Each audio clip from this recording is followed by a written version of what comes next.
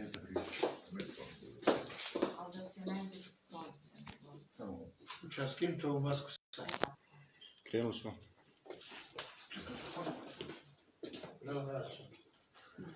Imajući u vidu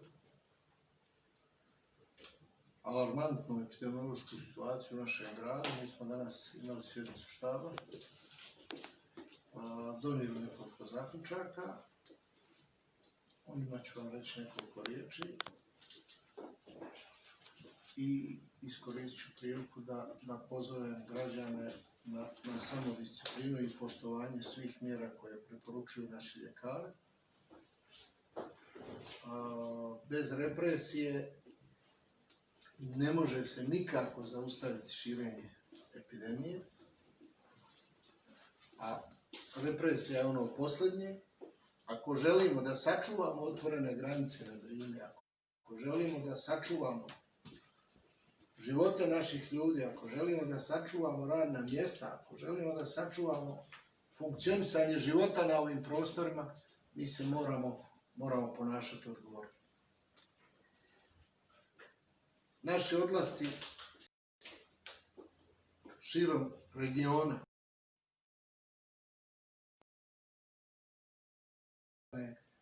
prijeme, priredbe, u raznorazne noćne i povratak neodgovornog ponašanja donosi rezultate onakve kakve mi danas imamo.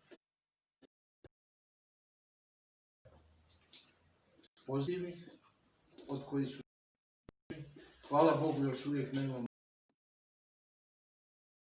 To ne znači nastavili se ovaj trend da ih neće biti vrlo brzo. U ozbiljnom smo problemu s popunjavanjem kapaciteta u COVID bolnici. Može se desiti da ćemo vrlo brzo doći u situaciju da oni kojima bude potrebno bolničko liječenje neće imati gdje da ih smjesti. Naši inspekcijski organi od danas obilazit će sve lokale, sve ustanove gdje boravi više ljudi u prostoru, obavezno nošenje maske, obavezno mjerenje temperature na ulici. Vrtić će početi da radi od ponedeljka ovaj blok B koji je bio zatvoren nakon pojave virusa. Bićemo prinuđeni da imamo prostor karantina u fizičkoj sali sve pozitivne pacijente koji nemaju uslova za kućnu izolaciju. Praktično taj karantin će biti raspoloživ bukvalno od danas, ukoliko se pojave tako. Ako je išta dobro, to je o tome će više reći naši ljekari, to su zaraženi pacijenti dobrog opšteg stanja, kako to oni kažu, dobre epidemiološke slike, ili kako već, ali je suština da budemo li bili ovakvi kakvi smo do sad,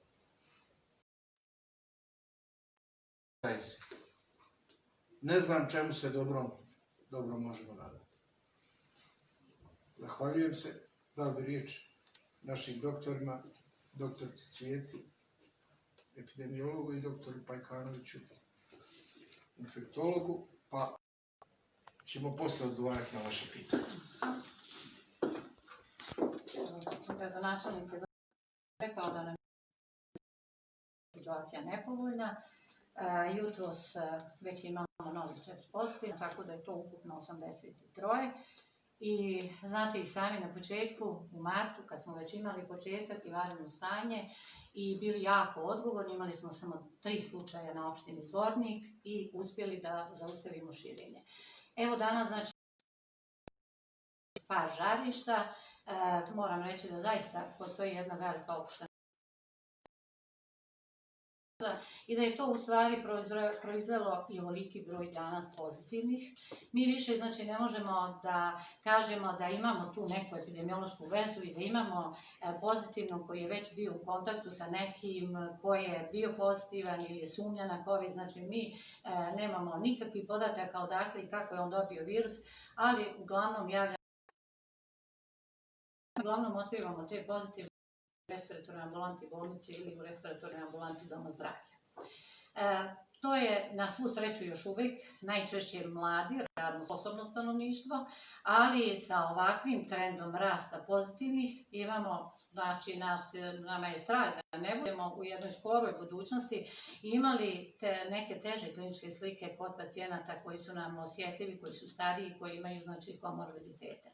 Ja još jednom mogu da apelujem, znači da jedino što nam je preostalo, to je da još jednom kažemo da je najveća odgovornost na nama samima, znači na odgovornosti na pojedincu, da shvate da taj virus jeste ovdje među nama, da smo mi ti koji ćemo mu ili dozvoliti ili nećemo dozvoliti, znači da se prenosi sa osobe na osobu. Šta je nama u ovom momentu jako važno? Da se svi pridržavaju onih već uvedenih preporuka, znači obavezna maska u zatvorenom prostoru, obavezno znači da se vodi računa o respiratornoj higijeni, o higijenskom pranju ruke i o održavanju distancije. Još jednom znači da apelujem na sve i ugostiteljske i druge ustanove da poštuju znači sve te preporuke koje oni svi već znaju, koje su donešene na nivou instituta javno zdravstvene ustanove Institut Republički Banja Luka.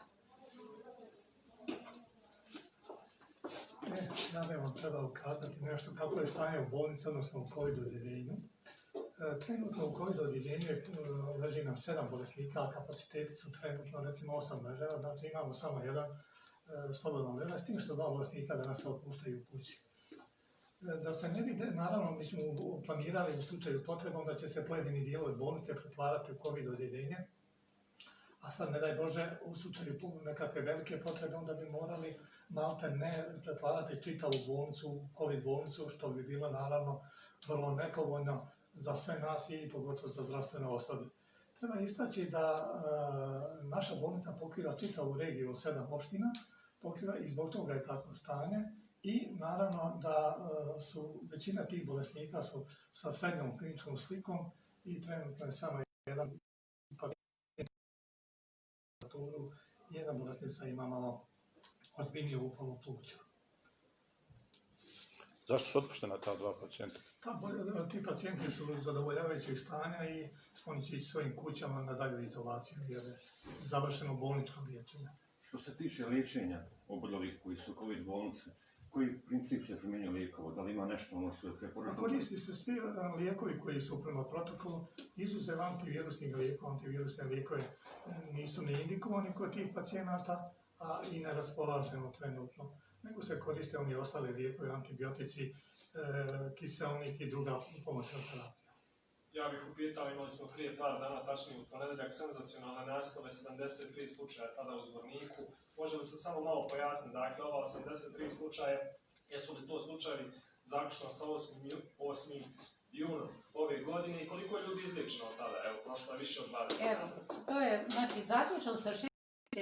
do današnjeg dana mi imamo tih, znači, 83. Ne računamo one ranije što smo imali 3 slučaja, ono na početku na opštini Zvornik. I to je, znači, u onom periodu novi što su na već stigli. Ko su ti uglavnom slučajevi? To su slučajevi najčešće koji su testirani u našoj respiratornoj ambulanti, gdje su imali simptome respiratorne, ili slučajevi koji su testirani u respiratornoj ambulanti bolnice, koji su imali također respiratorne simptome i došli su pozitivni.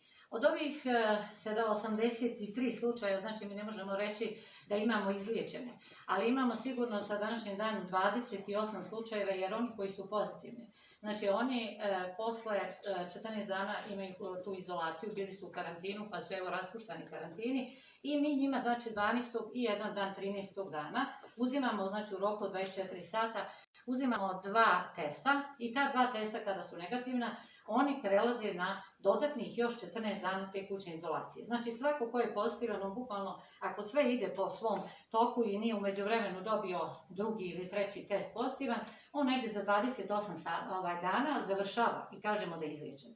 Tako da mi ovog momenta možemo samo da kažemo da je nama 28 tih pacijenata od 83 nastavilo kućnu izolaciju i ima 2 negativna nalaza.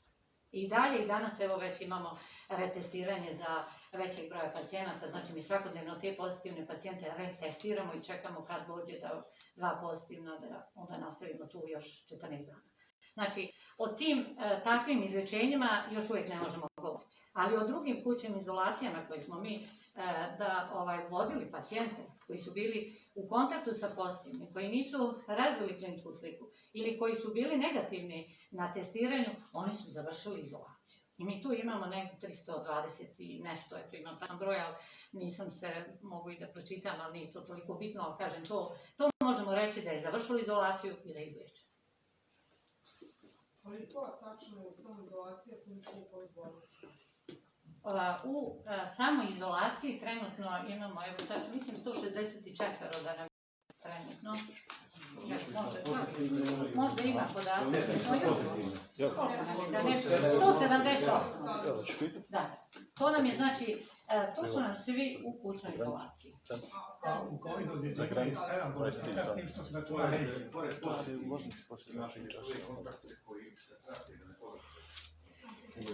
Je li to? Da pojasnim. Imamo znači one koji su pozitivni, imamo i one koji su negativni. Negativni, a bili u kontaktu sa pozitivnim. Mi njih uvodimo u kućnu izolaciju narednih 14 dana. Kada izađe tih 14 dana, on nam nemaju nikakve simptome respiratorne, mi njima završavamo izolaciju, odnosno oni su nam izliječeni. Ako se u međuvremenu desi da u tih 14 dana pojavi nam se neka respiratorna simptomi, mi njih tad testiramo i onda pratimo ako je pozitivno. Znači, sad na području Zvornika ima manje od 60 slučajeva aktivnih sa koronavirusom. Sad na području Zvornika mi trenutno imamo 83 pozitivne. Ne mogu reći ni za ove koji su dalje u kućnoj izolaciji da su oni izliječeni. Još treba da prođe. 28, nećete realan broj pozitivnih na teritoriji. Ja vam sad kažem, to je 83 To je ono što je testirano, ako predstavljamo se možete postaviti da se neki procenat da je veći. Mi ne možemo sada, iskreno da kažem, vjerovatno pozitivnih, ne. Ja mogu sad da govorimo do tačnim brojevima, znači to je ono što smo testirali. Ja opet mogu da naglasim da mi imamo sigurno veći broj koji nema nikakvih simptoma, koji je asimptomatski, a može da bude neko ko je pozitivan i može zaraznu bolest. I to je ono što ja sad vama i govorim i apelujem. Nama je najvažnije